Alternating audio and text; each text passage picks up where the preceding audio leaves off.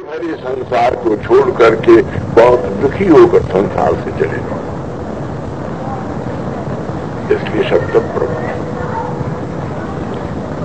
और उस शब्द ब्रह्म का परिष्कार और परिहार कहां है,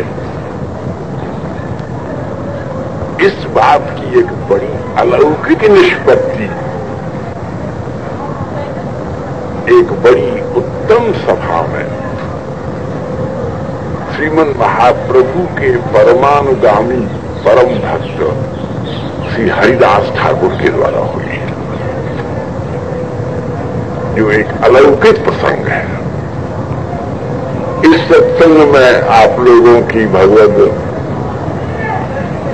भावना से यदि हमारा स्वास्थ्य हमारा साथ दे तो यहां 3 दिनों में हम चरितामृत के अंत्य खंड का अभी हमको स्फूर्ति हुई, क्योंकि हमको आशा नहीं थी स्वास्थ्य के कारण से इतना परिश्रम करके जा सके, क्योंकि महद विषय महद पुरुषों के मध्य में हो सकता है। बर्दाश्त आप लोग बहुत आनंद लेंगे। 3 दिन यहाँ छुट्टी है स्कूल की, और सुबह 7:30 बजे सुबह हमारा स्वास्थ्य उतना अनुकूल नहीं रहता, जाने क्या बात हो गई। हाँ, तो बाकी तो वो अपना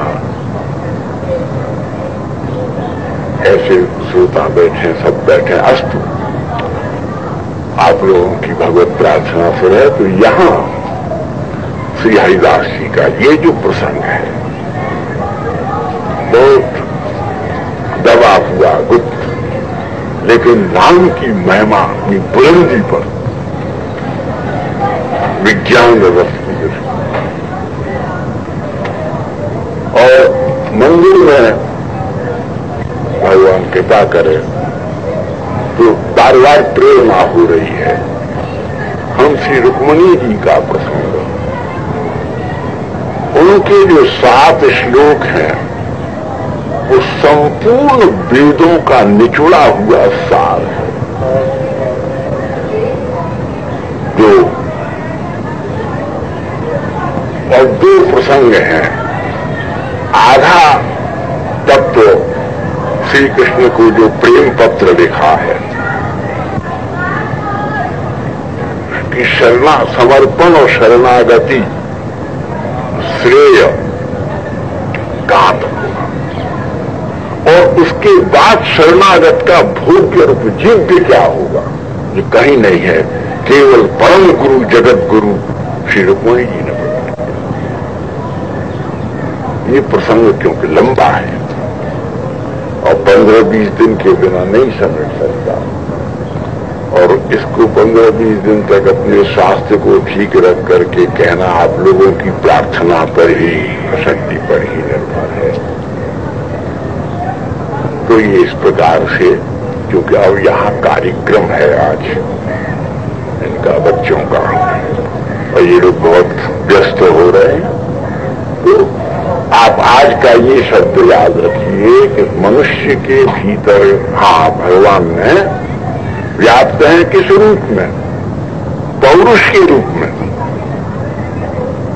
और आकाश में व्याप्त है शब्द के रूप में, और वेद में व्याप्त है प्रणव के रूप में। लेकिन संसार में अमरन लाल जी हैं, वृद्ध हैं, हम भी वृद्ध हैं, एक ही उम्र है हमारी, स्थिति भी एक सी है, परंतु हमारे एक दूसरे सब कहें, कोई स्त्री कहे सुंदर, उसकी दृष्टि में, एक जवान सुंदर स्त्री की दृष्टि में, एक व्यावहारिक सामाजिक व्यक्ति की दृष्टि में, अहंकार में एक तरुण युवक की दृष्टि में, अथवा संसार के भोगों की दृष्टि में हमारा क्या आकर्षण हो सकता है? हम किस मतलब के? लेकिन ऐसा तो नहीं है कि ये रसहीन हो गए हैं या हम रसहीन हो गए हैं। ठाकुर जी कहते हैं अपनी गरिमा के साथ गवेषणा करो। गवेषण, गीर्वाण एक शब्द है, गीर्वाण माने देवता। गीर्वाण कृत्यम कृतकृत्यम करो थी, एक गीर्वाण कृत्य करो। तुम पहले अपने को तमोगुण से, रजोगुण से, व्यवहार से, वासना कामना से निकाल करके गीर्वाणता में स्थापित करो। देवत्व में, देवत्वम यान्ति ये पुरुषा ते जानन्ति एव। जिसका गीर्वाणत्व जागृत हुआ, देवत्व जागृत हुआ, यथार्थ के अनुभव से युक्त उनकी परावृत्ति उस गीर्वाणता। पूरे क्या कोई ऐसा नहीं है, इतनी बेटियां बैठी हैं, इतने आप बैठे हो, और इनके भीतर मैं क्या हूं? पेड़ के भीतर, पत्ता के भीतर, तोता, चिड़िया, कीर, कारंड, बारावत, शुक्र, सबके भीतर स्त्री, पुरुष, बालक, वृद्ध, आचांडाल, ब्राह्मण, कोई नहीं है जिसके भीतर मैं रस रूप से व्याप्त नहीं। रस यमत्स अप्सु रस रूपेण, मैं रस हूं। आकाश से शब्द लो, वेद से प्रणव लो, अपने भीतर का पौरुष जगाओ, फिर तुम्हें जीवन में प्राणी मात्र के भीतर जितना विष है वो निकल जाएगा, जितना रस है तुम्हारे अनुभव में आ जाएगा। और ये चारों क्रिया कैसे हो, ये ठाकुर हरिदास जी जैसे कहेंगे। और उसको सस्पेंस में रहने दो, उसको पोइटिक सस्पेंस में रहने दो। कल फिर इस विषय का एक उत्तम दिग्दर्शन प्रस्तुत करेंगे।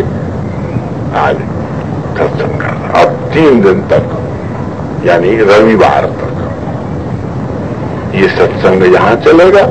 रविवार के दिन और भी एक आध जगह है, तो उसमें हमने सुबह से कह दिया कि हमको तो 5 मिनट 4 मिनट के लिए बहुत अनिवार्य समझो, 10 मिनट के लिए तो कुछ आशीर्वाद के लिए हमें कहीं ले जाओ, बाकी 1 घंटा हमारा ये प्रातःकालीन सत्संग निभे, इसी के प्रयास में करेंगे। तो 3 दिन पर्यंत यहां और सोमवार से मंदिर में। अब ये दियालाल जी, ब्रिजमोहन जी कैसे हमको ले जाएंगे, व्यवस्था कर लेंगे। और वहां सत्संग, सब विवाद, विकल्प और वितृष्णा तीनों परित्याग करके यही अंतिम निर्णय करते हैं।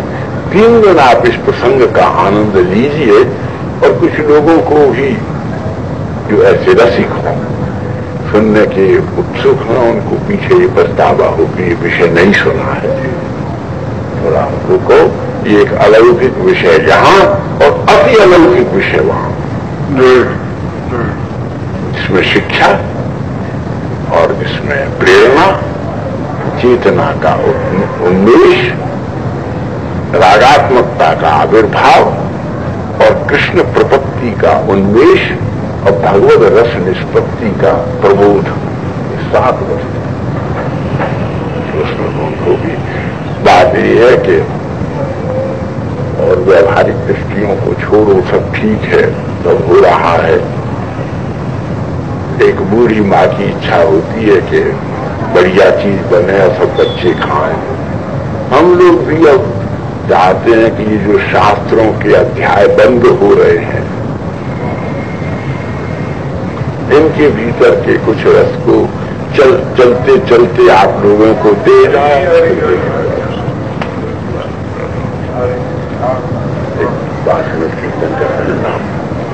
यहाँ के कार्यक्रम का, सत्संग के कार्यक्रम का पूरा ब्यौरा महाश्री के श्री मुख से आप सब लोगों ने श्रवण किया।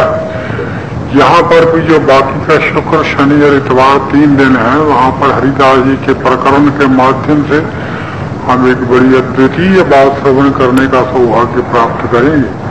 और उसके बाद जो मैं महाराज जी के श्री चरणों में आज उपस्थित होकर कहने वाला था कि वहाँ पर भी लोग बड़ी तृष्ट नेत्रों से, स्फाटित नेत्रों से आपकी प्रतीक्षा सारा साल करते रहते हैं और इतनी दूर सब लोगों के लिए आना मुश्किल है। मैं इस बात का भी अनुभव करता हूँ कि आपके लिए भी जाना मुश्किल है, पर ड्राइव तो यह ब्रजलाल जी ने, ब्रजमोहन जी ने करना है या जियालाल जी ने करना है। आप केवल मात्र एक ये कि सब लोगों को ये भगवत कथा का प्रसाद मिले, इस दृष्टि से अगर थोड़ी सी असुविधा भी हो तो भी आप उसको इग्नोर करके सब लोगों के सुख के लिए, जो उनकी चिराकांक्षा उसकी पूर्ति के लिए आप कृपया वहां पर पधारें। ये मेरा प्रस्ताव आपके सामने कथा के बाद होना था, जिसकी एंडोर्समेंट आपने स्वयं ही अपने श्रीमुख से कर दी है। तो मुझे बड़ी प्रसन्नता है इस बात की। क्यों? बात यह है कि वहां पर एक भरा हुआ कटोरा है जो आपको श्रवण करने के लिए बड़ा लालायित रहता है। मैं कहता हूँ महाराज जी, आप जिस समय सुविधा जाएं, जिनको अपेक्षा होगी रस को, वो सब समय आ सकते हैं। जिनको रस की अपेक्षा नहीं, वो ना यहाँ आ सकते हैं ना वहां आ सकते हैं। इसलिए आप वहां पर 7:45 बजे पहुंचकर माल्यार्पण हो जाए, 10-15 मिनट संकीर्तन हो जाए और 8 बजे शुरू हो जाए, ऐसा कर लीजिए, कोई बात नहीं। तो इसलिए आप इस बात को निश्चित समझें। और इसमें कोई भगवत इच्छा ही ना हो ऐसी प्रबल के कोई विकल्प हो, लेकिन ये संकल्प ही है कि 3 दिन यहाँ पर आप लोग पधारें और उसके बाद सोमवार से वहां पर बुला अद्भुत अद्भुत तमाम रुक्मणी जी के प्रसंग को आप सब लोग महाराज जी की भंगी से श्रवण करने का सौभाग्य प्राप्त करें। ये प्रकरण आप इतनी देर, इतनी बार यहाँ पर पधारे हैं, कभी प्रस्फुटित नहीं हुआ, कभी मन में इसकी कोई बात नहीं जागृत। तो किशोरी जी ने कृपा करके आपके मन में ये संस्कार जागृत किया है कि ऐसे दिव्य प्रकरण को जो आज लुप्त हो रहे हैं, जो आज लोगों तक नहीं पहुंच रहे, इसके गुप्त रहस्यों को आप तक पहुंचाया जाए, इसके लिए आपने बड़ी कृपा की है। आने वाले प्रसंग को जो सोमवार से वहां शुरू होगा उसकी भी सूचना दे दी है और यहाँ के 3 दिन के कार्यक्रम के हरिदास जी के माध्यम से वो भी सूचना दे दी है। इन्हीं शब्दों से मैं ध्रुव जी को कहूँगा कि वो 2-4-5 मिनट संकीर्तन कर दें। और मुझे बड़ी प्रसन्नता हुई है आपके इस प्रस्ताव को सुनकर के। इन्हीं शब्दों के साथ मैं आपके श्री चरणों में प्रणाम नारायण वासुदेव श्री कृष्ण गोविंद हरे मुरारी हे नाथ नारायण श्री वृंदावन बिहारी लाल की।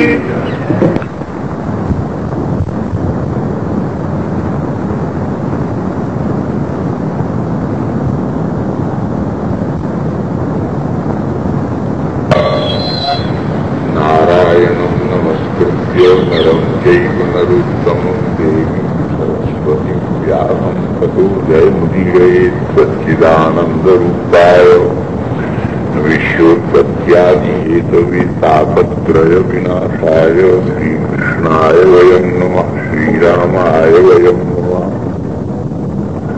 कृष्णाय वासुदेवाय हरे परमात्मने प्रणतक्लेशनाशाय गोविन्दाय नमो नमः। हरे कृष्ण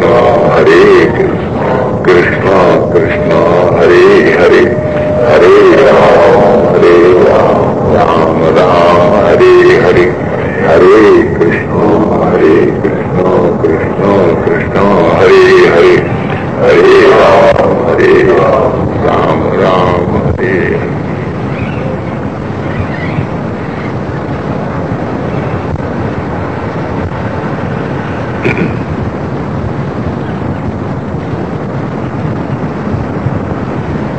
महान तेरो अपमान किम ग्रामे और एक जनिर दूषे सब देश है क्षय। हरिदास ठाकुर चोरी आइला चांदपुरे, बासिया रहीला बलराम आचार्य चुघरे। हिरण्य गोवर्धन दुई मरु के मजूमदार, तार पुरोहित बलराम नाम तार। हरिदासेर कृपा पात्र तातु भक्ति माने, यत्न करी ठाकुरेरा दिल से ग्रामे।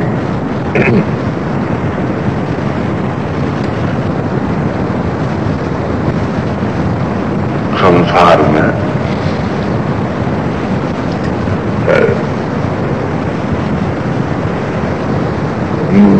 से जाने अनजाने, ज्ञान में अज्ञान में, प्रभाव में, संस्कार से, संग दोष से कई भूल हो जाती है, अपराध होते हैं। अपराध करने वाले को भी यह बोझ नहीं रहता ये कोई अपराध है, अनजाने में अज्ञान वशात। तो और सब जितने भी भूल हैं, अपराध हैं, पाप हैं, उनका जैसे तैसे परिष्कार होता है, परिवार उनको प्रायश्चित कर लेते हैं, पछतावा कर लेते हैं।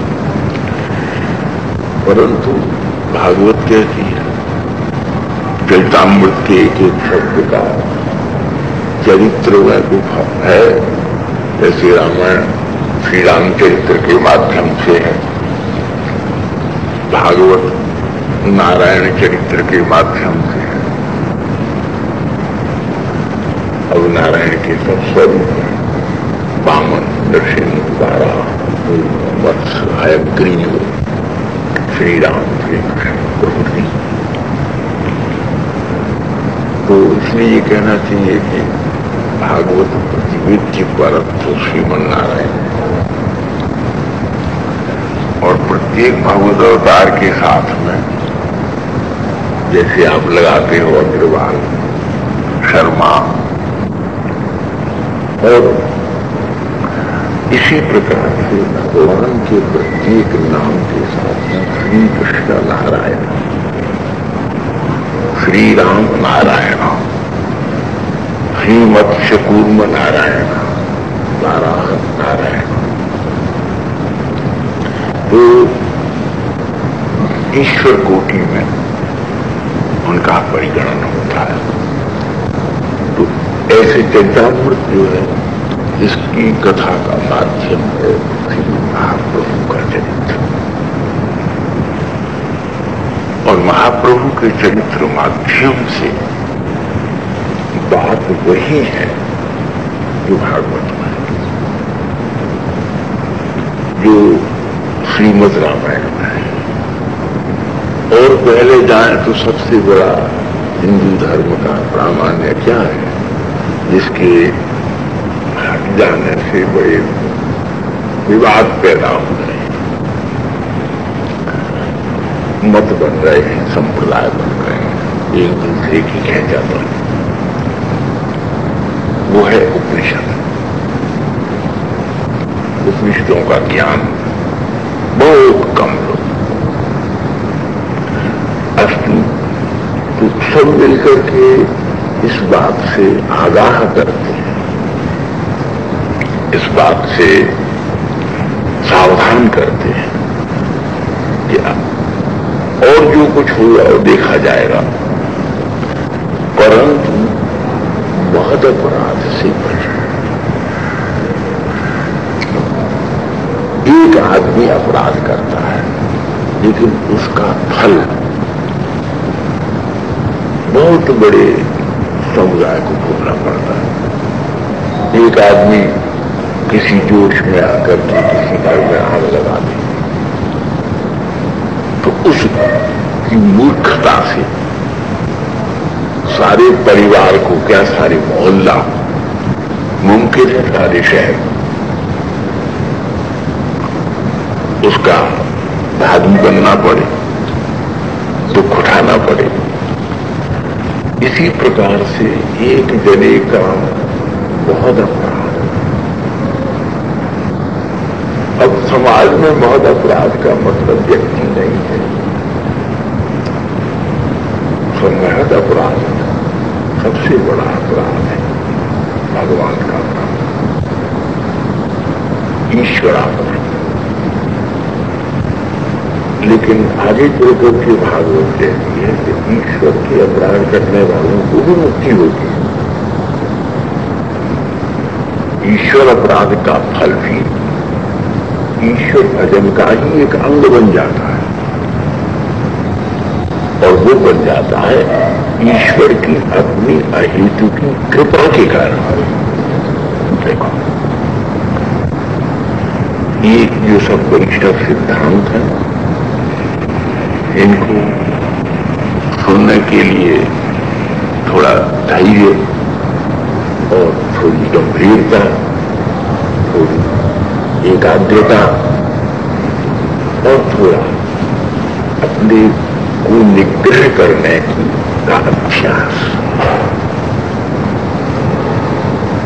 तो लेकिन शास्त्र कहते हैं कि कृष्णापराध भी अपराध नहीं है, अपराध है कृष्ण नाम अपराध।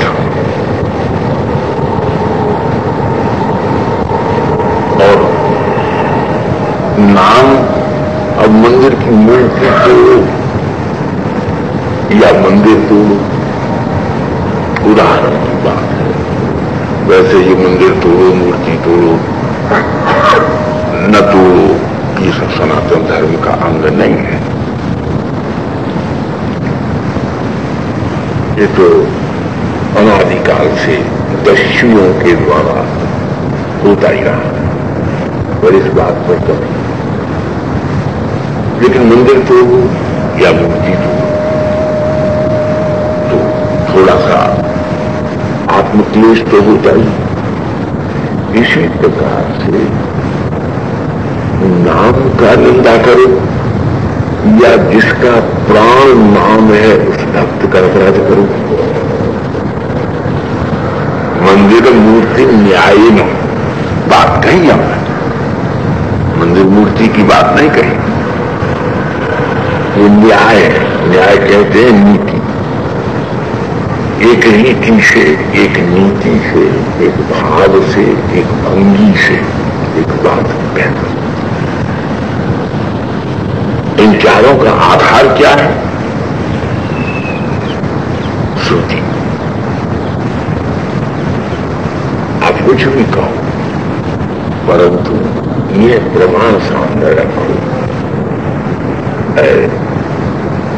श्लोक कहो आगे, महाप्रभु रामानंद से कहते हैं, तुम बड़े गंभीर विषय को कहने जा रहे हो राय, राधा कृष्ण परतत्व हो, लेकिन याद रखना आगे श्लोक पहले प्रमाण कहते, श्लोक मतलब पहले शास्त्र में तुम्हारी बात का क्या प्रमाण है जो तुम कह रहे हो। तुम्हारी कभी कल्पना तो नहीं है, तुम्हारी बुद्धि का व्यायाम तो नहीं है।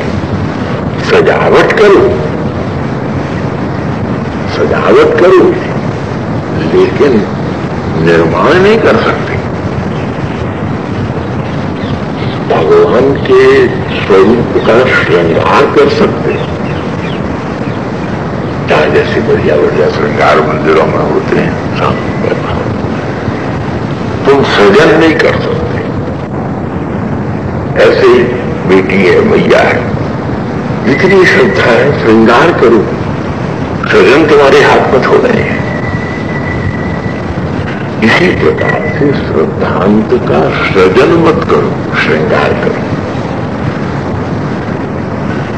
इसको शास्त्र से ग्रहण करो, शास्त्र से ग्रहण करो या विश्वासी शास्त्र के ज्ञाता से ग्रहण करो, एक ही बात। तो मूर्ति मंदिर न्याय नो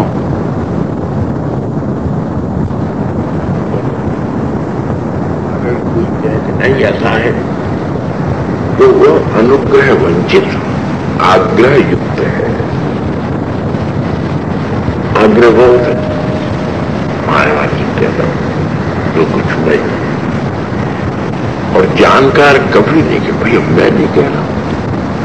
कोई मुझसे लड़ने आ जाओ कि महाराज जी ऐसा कहते थे, ऐसा भागवत में लिखा है। ऐसा कोई उपनिषद कह रहा है, अरण्यक कह रहा है, शतपथ कह रहा है, ब्राह्मण के, ब्राह्मण मतलब ब्राह्मण जाति नहीं, ब्राह्मण जो जाति है, तो ब्राह्मण ग्रंथों का नाम है। ये बड़ी भूल समाज में हो गई। सर्वे ब्राह्मण, शास्त्रों में भी ब्राह्मण है, क्षत्रिय है, वैश्य है, शूद्र है। देखो ये तो अंतरंग गोष्ठी में ही कहा जा सकता है माँ बाप के सामने। ये तो अक्षर ब्राह्मण की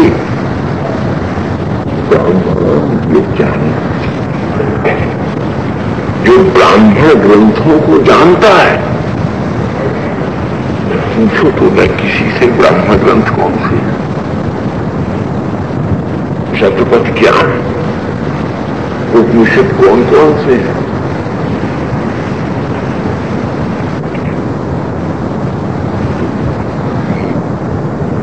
ब्राह्मण ग्रंथ क्या कहते हैं?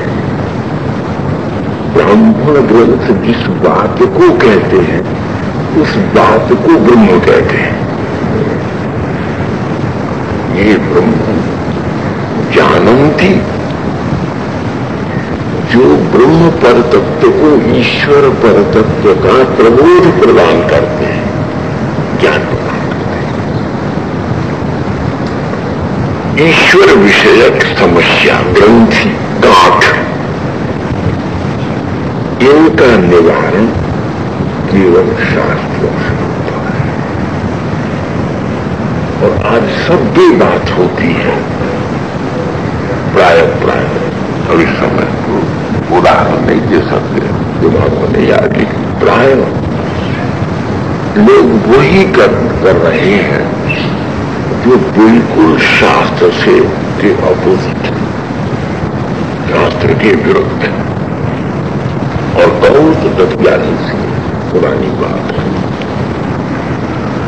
तो श्रुति के चार हैं, तो यहां कहते हैं कि अब कलयुग के लिए श्रुति का उसको फैला करके विवाद करने की बात नहीं, सतयुग में ध्यान के द्वारा, त्रेता में यज्ञ के द्वारा, द्वापर में मूर्ति पूजा के द्वारा। शास्त्र ने कहा तो ब्रह्म तत्व को जानो, लेकिन कलिकाल में इसको जानने का एकमात्र उपाय है भगवान ने भगवान नाम। कलौ केशव कीर्तनाथ। कुतर्की से तो कृष्ण कृष्ण कृष्ण कृष्ण कहने से, जपने से या कीर्तन करने से दो ही चीज करनी पड़ेगी। अगर कहें क्या करो, बोले दो काम करो, योग करो या यज्ञ करो। जो जिनको नहीं मानेंगे वो क्या करेंगे, योग करेंगे और उससे रोग पैदा होंगे और राग पैदा होंगे। योग करोगे तो भगवत प्राप्ति होगी, और यज्ञ करोगे तो मनुष्य असत कर्मों से बच जाओ। तो यज्ञ करो, यजनम यज्ञ। तो बोले यज्ञ क्या करें कलयुग में, खाने को तो घी नहीं है, रोटी चुपड़ने को तो घी नहीं है।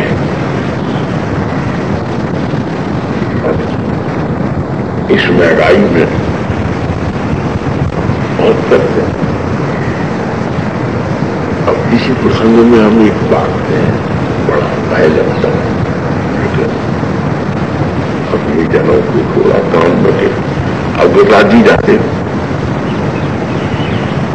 और एक बाढ़ आ गई कामी पुरुषों का, आज हजारों का दल। ठाकुर से कोई मतलब नहीं, व्यापार नहीं, पैसा है, खरीद कामियों का विराट।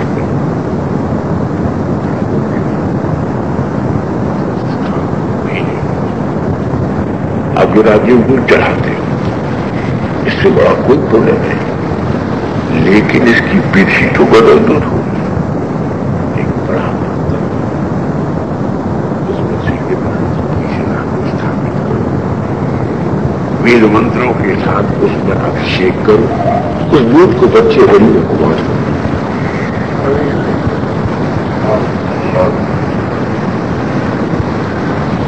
अब बच्चियां में श्लोक तो घबरा जाएंगे, एक ऐसी नास्तिक बने की बात कर, उद्देश्य अभिषेक पूर्ण हो गया, अवशिष्ट प्रसाद भक्तजनों को, गरीबों को, बच्चों को, सबको वितरण हो गया। तो सबको इस बात की बात नहीं कह सकते, लेकिन सिद्धांत रहता है। उदाहरण दिया खाली अन्याय है, लेकिन समय के अनुसार अर्चना की, अर्चा की और चर्चा की पद्धति बदल दो। अब चर्चा की पद्धति में तो अपकृष्ट पद्धति आ गई, तो वो भी द्रव्य प्रधान हो गया। आज कोई गरीब कथा थोड़ी करा सकता है।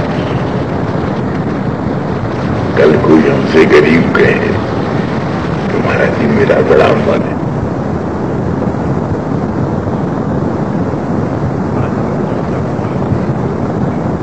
ये तो समस्या हो गया। आज कोई गरीब थोड़ी करा सकता, या तो इन्फ्लुएंस हो या फाइनेंस हो,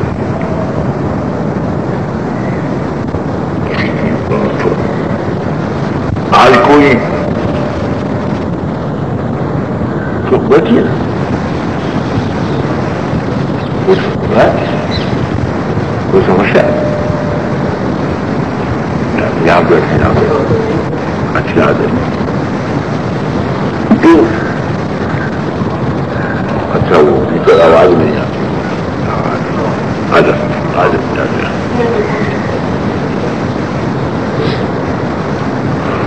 तो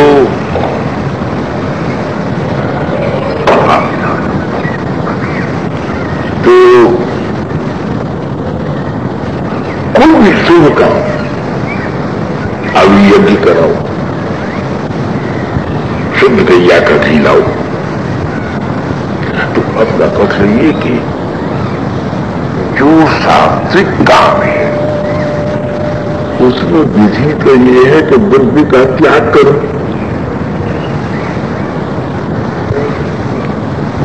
और पद्धति क्या बनती जा रही है कि दूसरे से गलत नाजायज तरीके से करो। रोगी हो, एक व्यक्ति को डॉक्टर को फायदा है, कथा कराओ तो एक पंडित उठ के ले जाए, किसी को तकलीफ आए तो एक ज्योतिषी ले जाए, कोई बेचारा अपराध में फंस जाए, पुलिस का सिपाही को फायदा है। ऐसे ही सब लगा, कोई कानूनी चक्कर पड़े तो तकलीफ की बन जाएगी। मतलब हर परोपकार के काम में से सेवा माइनस होती जा रही है।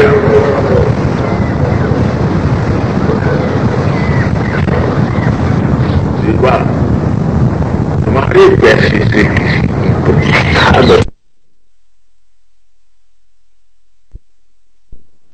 तो हम ये दुनिया में कहानी तो एक दुनिया है, पूतना चरित्र है, नागलीला है, महाप्रभु के चरित्र है, रघुनाथ जी के, वो तो दिव्या है। दिव्या की चमक दमक तक रह गए, उसके भीतर रखे हुए जो माणिक्य हैं, जो मणि है, जो मोती है, बंदर को तो आम के छिलका गुठली खाएगा, रस्सा बह जाएगा। आज बंदर की तरह हम जो धर्म को खा रहे हैं, उसका तात्पर्य रस तो बहा जा रहा है, छिलके और गुठलियों पर खून बहा जा रहा है। तो महाराज कहते हैं कि बहुत अपराध, और महत्व क्या है इससे आप बुद्धि से निर्णय मत कीजिए। इसके विषय में भाई तुम ऐसे मत करो, जबरदस्ती दवाई खा रहे हो, ये ऑइंटमेंट लगा रहे हो, किसी डॉक्टर से पूछो। ऐसे ही जब अपराध की बात आए महत्व के प्रति, आपको महाप्रभु का एक छोटा सा चरित्र देखिए। पंडित राज जगन्नाथ संस्कृत के अंतिम दो ही महाकवि हैं, एक रूप गोस्वामी, एक पंडित राज जगन्नाथ। एक मुसलमानी लड़की से कविता सुनाई बादशाह अकबर को, उनके महल की कोई कनीज खड़ी थी, उसको उनका मन आ गया, उन्होंने बाकायदा शादी कर ली। तो काशी के पंडितों ने उनको सजा दी, गरम गरम राम पी करके तुम प्राण त्याग करो,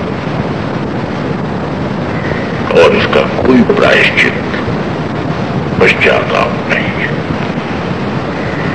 इनमें थोड़ा अभिमान था।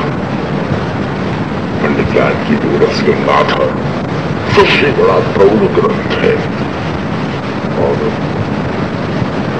कई बड़े बड़े ग्रंथ हैं, व्याकरण के, साहित्य के।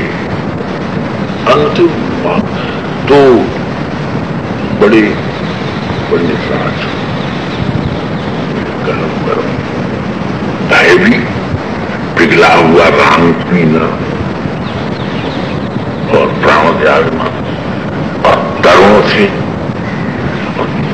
प्रतिभा के धनी नहीं, सम्राट संस्कृत साहित्य में पंडित राज जगन्नाथ का रसगंगा था।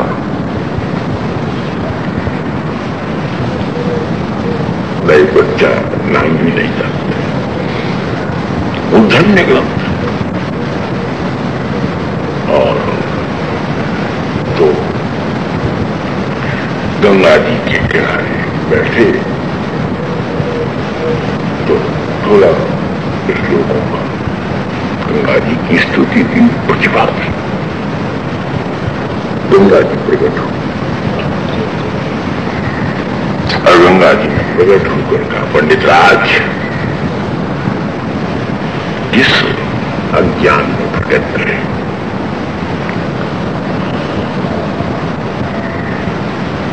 तुम ये पंडितों की बात मत सुनो। ये काम में आना, क्रोध में आना, लोभ करना, मोह करना, ये अपराध नहीं है।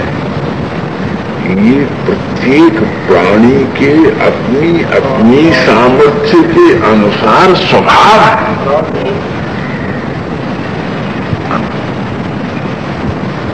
ये जीवकृत नहीं है, ईश्वर कृत है, और ईश्वर कृत का समाधान ईश्वर ही कर सकते हैं।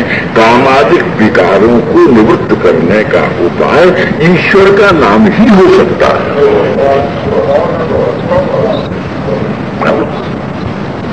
तो इसको किसी अन्य हद से बात में प्रवृत्त होना ठीक नहीं, वो तो एक आंतरिक बात है।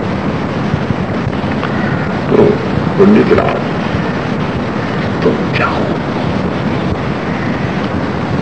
और अभी चले जाओ चुपचाप, तुम जगन्नाथ जी चले गए। इस धर्मस्तंभ के किनारे सहारे शिव महाप्रभु खड़े हैं। प्रायश्चित होने पर समाधान पंडित से नहीं, ईश्वर से प्राप्त करना चाहिए, या किसी ईश्वर के अनन्य जो जाति पाति वर्ग परंपरा के सारे अभिमान को फेंक चुका हूं, महाप्रभु के पास जाओ। स्वयं राधा कृष्ण के अभिन्नतम सब वे जो कह वो कर। तुम दुर्वस्तंभ के सहारे गए और वहां जाकर के इन्होंने महाप्रभु की आंखों से आंसू की अजस्र धारा बह।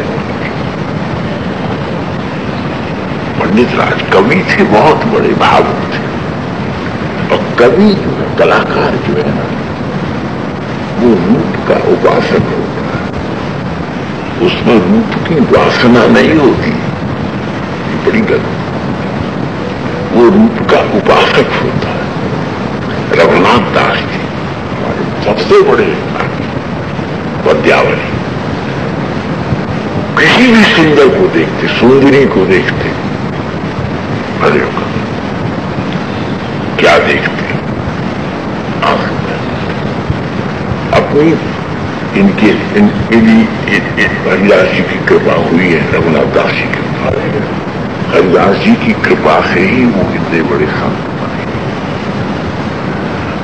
उनका विवाह हुआ स्वयंवर से, बंगाल में स्वयंवर हुआ उनके लिए। बहुत बड़े अमीर थे, बहुत बड़े अमीर थे। बंगाल की सारी सुंदर स्त्रियां लड़कियां इकट्ठी, तो फिर सर्वाधिक जो सुंदरता केवल खाल की चमक दमक नहीं है, ये तो हम ही लोग बता सकते हैं कि इसका स्वरूप, इसका पैर जिस घर में पड़ेगा वो भूखा मरेगा कि सम्राट हो जाएगा। ये रेखा स्त्री के चरणों में है, ये आम लोग नहीं जान सकते। ये रेखा तीन में ही है, स्त्री में, गऊ में और घोड़ा। तीन ही पूज्य हैं।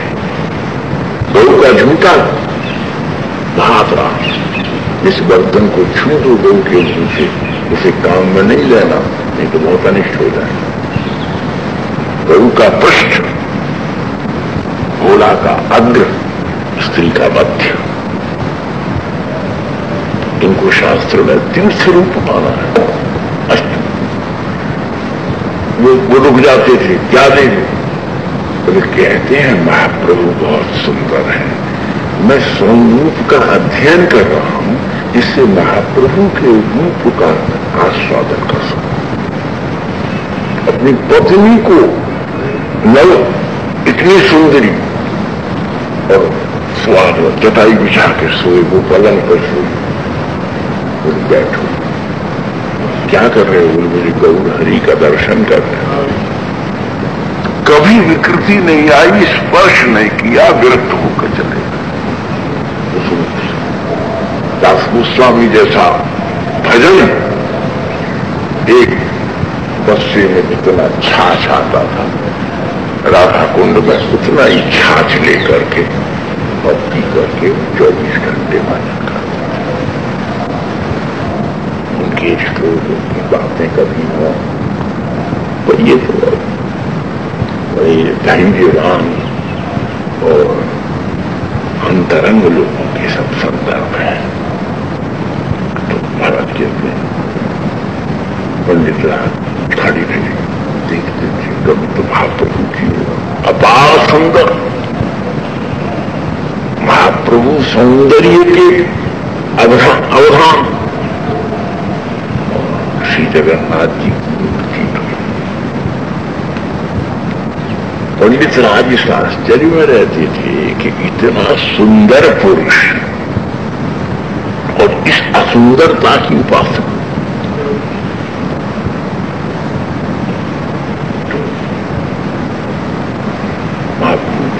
मंदिर बंद हुआ, थोड़ी चेतना में आए पंडित राज भाई, कीर्ति तो थी उनकी। केवल आचार्य शास्त्री, आचार्य साहित्य के आचार्य में केवल इस ग्रंथ के 4 अध्याय रखे गए हैं, 21 अध्याय, बाकी समझने के ही नहीं है। मनोरमा कुछ मर्दनी व्याकरण के ऊपर सबसे बड़ी टीका है पंडित राज की। तो कहते अच्छा आओ देखते थे। अब बोले आंख से देख रहे हो?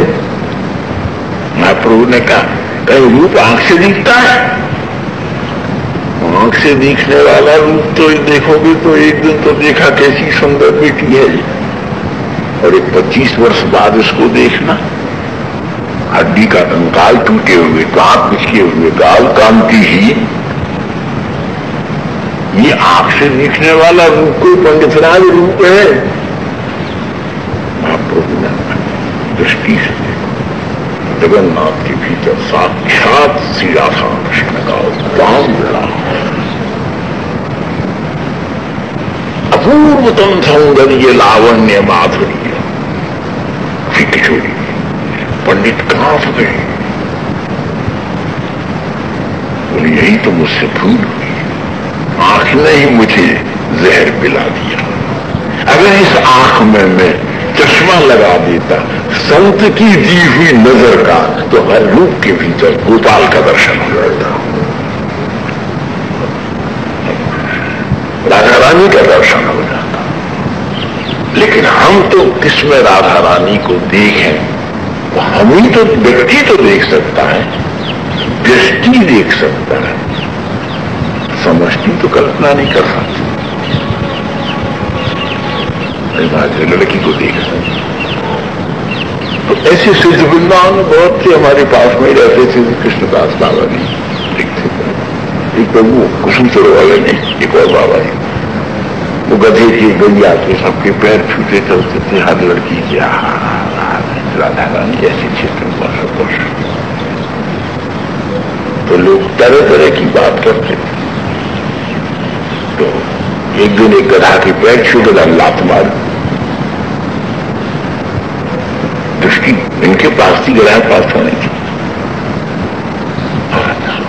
हमारे माथा याद के कृष्ण चरण पड़े, हमारा अपराधी परिहार हो, प्रायश्चित हो, बड़े प्रसन्न। तो एक ने कहा अरे कृष्ण नहीं गधा है, थप्पड़ मारा, दृष्टि इतना बड़ा नुकसान तय कर दिया। मैं कृष्ण देख रहा हूं, तू गधा दिखा रहा है। भैया भावश्रुति जो है वो श्रुति का आधार है। श्रुति को समझने के लिए रीति, नीति, स्मृति और सुकृति 4 पर तत्व सापेक्ष है। तो पंडित राज से महाराज ऐसे आइए पंडित राज, पंडितों के प्रायश्चित विधान से घबरा रहे हो। पंडित राज को बोझ हो गया कि वो जगन्नाथ का अंतरंग स्वरूप महाप्रभु है, महाप्रभु का बहिरंग स्वरूप जगन्नाथ है। उनको याद तो बहुत हुआ।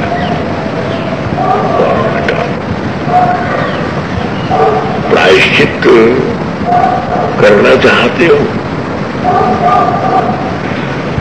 तो बोले केवल कलिकाल में किसी भी कर्म का, अगर लेकिन दूसरा कहे अपराध की बात नहीं है भैया। देखो अपराध वो है, अपराध तब है जब यह अपराध है ऐसा अनुभव तुम्हारी आत्मा में होने लगे। अभी कोई बात न करूं, करते ही हैं। और महाराज आपने एक बड़ा गलत काम किया। तो मदन लाल जी सरी से कोई विवेकी पुरुष पूछा, आप जो कह रहे हो ठीक है, परंतु मैं बहुत तुलता हूं अपने विवेक की तुला पर, और मेरी आत्मा पुकार पुकार कर कहती है कि मैंने जिंदगी में इससे बेहतरीन काम ही नहीं किया है। आप कह रहे हो कि तुमने अपराध किया, और मेरी आत्मा के ऊपर मुझे इसलिए विश्वास है कि मैं किसी को गाली नहीं देता, मैं किसी को अभिशाप नहीं देता, मैं किसी को बुरी नजर से नहीं देखता, मैं किसी से अपने लिए कुछ मांगता नहीं। इसलिए अपनी आत्मविश्वास से मैं कहता हूं मैंने भी बहुत उत्तम काम किया है। बोले हम तो नहीं समझ रहे, लोग तो बड़ी बड़ी चर्चा कर रहे हैं। बोले कर रहे हैं, हमने आज समझा, तुम कल समझो। क्या समय आए सत्य के समय समझा देगा। तो महाप्रभु ने कहा देखो, तुम्हारा जो उस मुसलमानी यावनी लड़की से जो प्यार हुआ, उसे तुम एक बहुत बड़ा यज्ञ का रूप दे सकते हो पंडित राज। वो तुम्हारे जीवन का सबसे बड़ा सुकृत है। पंडित राज कहां भी क्या कह रहे हो? बोले ठीक कह रहा हूं कि इतना सा परिवर्तन कर लो कि वह प्रेम का अनुभव जो तुम्हें उस यावनी में हुआ है उसे श्री कृष्ण में कर लो।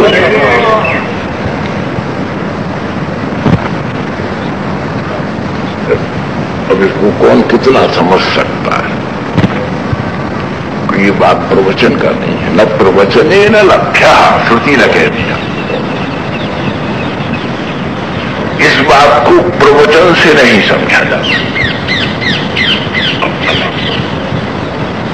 उसके लिए यज्ञ करो और योग करो। यज्ञ क्या करो? इस बात को सब बड़े थोड़े से हम लोग अपने साथ हमारे परिचिति हैं, हम समझ नहीं है। बोले यज्ञ करना हो तो केवल एक यज्ञ करो, वो यज्ञानाम जप यज्ञोस्मि। मैं जप करूं, हजारों करूं, दूसरा नहीं मानेगा, पंडित नहीं मानेगा, याद रखना। लेकिन तुम अपनी आत्मा से यदि स्वीकार करोगे तो शास्त्राज्ञा का पालन होगा। बोले क्या? बोले कृष्ण नाम जप करने से करोड़ों अरबों अश्वमेध वाजपेय शताधिक अग्निहोत्र अग्निष्ठोम सौत्रामणि यज्ञ संपन्ना भवन्ति।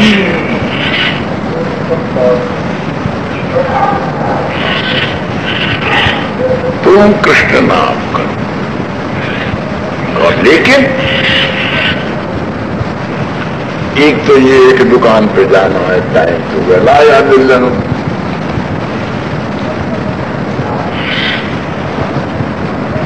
एक ही बार करो। कौन ने कहा कि पूरी माला करो? किसने कहा ये विधि कि तुम पूरी माला ही करो जरूर? क्या करो? बोले एक बार कहो, लेकिन ऐसे कहो कि जैसे किसी गवैया का एक स्वर सारी सभा में हाहाकार पैदा कर देता है, तुम्हारे प्राणों में जय जयकार पैदा हो। अरे हाथी वगैरह क्या माला जप में जरा ही तो नारा। अभी यहां देंगे, उदाहरण देंगे प्रसंगों में, अजामिलोपाख्यान का उदाहरण देंगे। ये बड़ा गंभीर प्रसंग है। तो अच्छा पंडित साहब कह दिया, बोले देखो कितने भी बड़े दुरंत पाप हैं, लेकिन मैं सोचता हूं, मेरी समझ में नहीं आ रहा है पंडित राज, कि एक कृष्ण नाम जितने पापों को नष्ट कर सकता है, क्या सारे जीवन में सारी ताकत लगा करके उतने पाप जीव कर सकता है? अगर तुम नाम लेने के बाद भी उसे पाप मानते हो तो तुम्हारी कृष्ण निष्ठा नहीं है।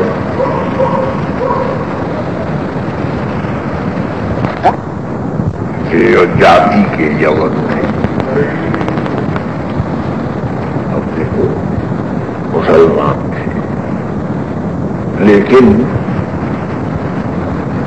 अब जो रसखान की करता है वो रहीम के दोहे हैं। और भी कितने मुसलमान हैं आपको इस समय उनके नाम नहीं आ रहे, लेकिन जब हम पढ़ते थे तो कितने मुसलमान कवियों की भक्ति गीत हैं, कितने हमारे समय में भी एक समय कई मुसलमान बड़े भक्त वृंदावन में रहते थे, अनन्य भाव से रहते। और तो हिंदू होना, मुसलमान होना, ब्राह्मण होना, वैश्य होना, ये प्रेम के पहले की बात है। जब किसी का लड़की लड़के का प्रेम होता है तो वे जाति पाति छोड़ देते हैं। जब श्री कृष्ण से प्रेम हो जाए है ना, तो वे जाति पाति के पचड़े कहां चल सकते हैं। वो इसलिए हरिदास जी का बड़ा, हरिदास जी नाम का, लेकिन पांडित्य की सीमा थी।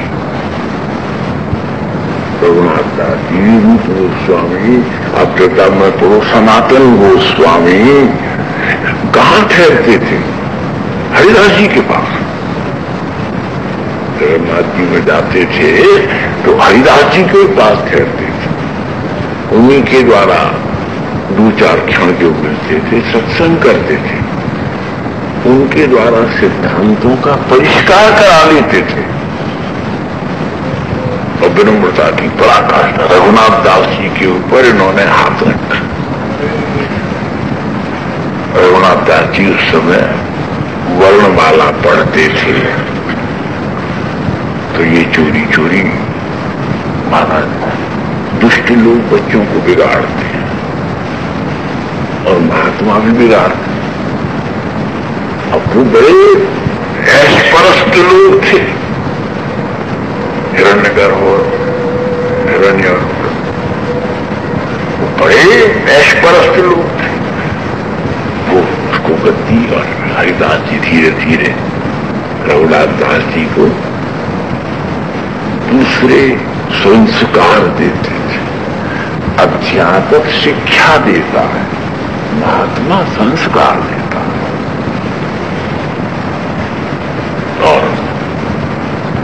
संस्कार संपन्न व्यक्ति में शिक्षा की कमी होने पर भी जीवन के लिए प्रकाश की और शांति की कमी नहीं रहती। हमारा रघुनाथ दास जी एक दिन इनको सभा में ले गए, बड़े बड़े विद्वान सारे बंगाल के इकट्ठे हो गए। हमने कथा को बीच में संक्षिप्त कर दिया, तो 2 दिन रह गए। अगर उसको नहीं ज्यादा कहते तो वहां ले गए और वहां सब बड़े बड़े पंडित बैठे थे। तो हरिदास जी की तो इतनी इच्छा थी कि ये नामनिष्ठ महापुरुष है, त्रिलक्ष्य नाम कोरे अनुदिनी, अनुदिन प्रतिदिन 3 लक्ष्य नाम करते हैं। तो ज्यादातर लोग चापलूस होते हैं। तो कोई पंडित कहने कुछ लगा, कोई कुछ कहने लगा, कोई कुछ कहने लगा। नाम से ये होता है, उनका नाम से ये सब, ये बड़ा सुंदर पसंद है नाम की बात। आज तो थोड़ी भूमिकाई हो गई। एक एक विद्वान जो थे उन्होंने नाम के विषय में क्या कहा। बोले आप लोगों ने जितना कहा है कि नाम से मुक्ति होती नाम से कृष्ण प्राप्ति होती है, नाम से शांति होती है, नाम से मनुष्य का श्रेय होता है। अरे नाम करने से तो मनुष्य को यज्ञ का फल मिलता है, नाम करने से परम योग, बोले सब नाम अपराध।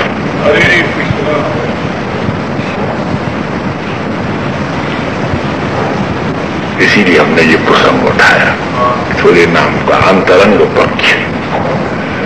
हरिदास जी बोले सब नाम अपराध है। हम पंडित हो बिल्कुल गए। अब नाम के विषय में हरिदास जी क्या कहते हैं, ये फिर करना पड़ा।